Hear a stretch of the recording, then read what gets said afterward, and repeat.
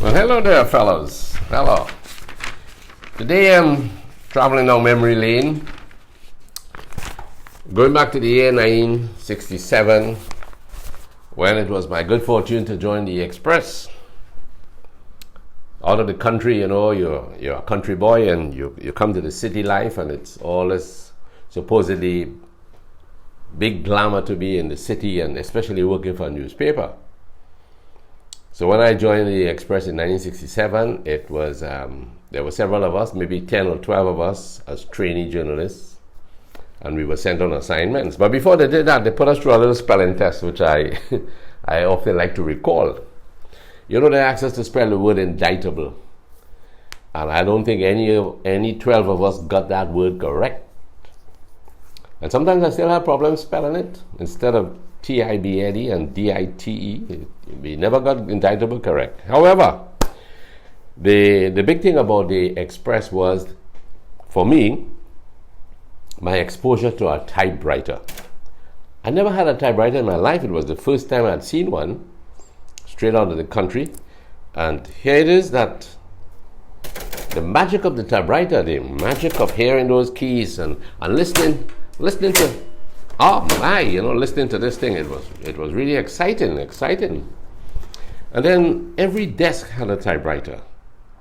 Recently in Lyndon, my son Lyndon's interview with Michael Anthony, he tells that back in 1954 he went to England and he was told by his good friend Tom, "Where's your typewriter?" Well, the next morning they went and they acquired one. And in 2021, from 1954 to 2021, Michael Anthony, our Trinidad and Tobago born historian, has kept that typewriter.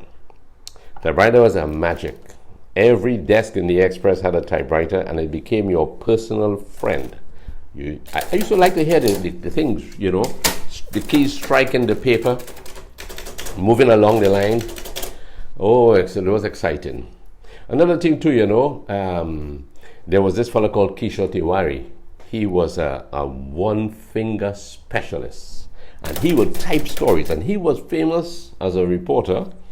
Kishore was famous for that period in time when Abdul Malik, Michael the Freitas, but Abdul Malik, his house was razed in Christina Garden, razed, R-A-Z-E-D, of course, burned to the ground, and Michael X, Abdul Malik, he took off in Guyana,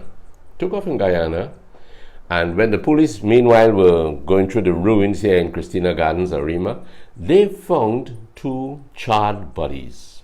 One of a girl called Gaylan Benson, daughter of a conservative MP in England, and Joseph Skerritt, a barber and a cousin of Michael X. It was big news.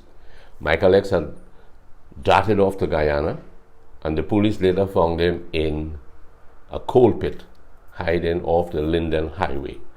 And there it is, they brought him back to Trinidad, and for the very first time, and I don't think I've ever seen it, that morning when the news came that Malik was held in Guyana, there was a stop press indicating that there was going to be a new front page to the paper that was already printed.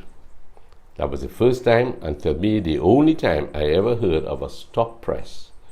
And boy, that was big news. So you could imagine Kishore with this one finger, gunning away at the typewriter, hearing all that music, that magic. Oh, I love an old typewriter. These days, typewriters are replaced by all these digital instruments. And it's big news. It's big news. All these things, they're adding up different features, but I love my old typewriter. I love it. I think I'll pass it on to Lyndon. He'll do a good job for me.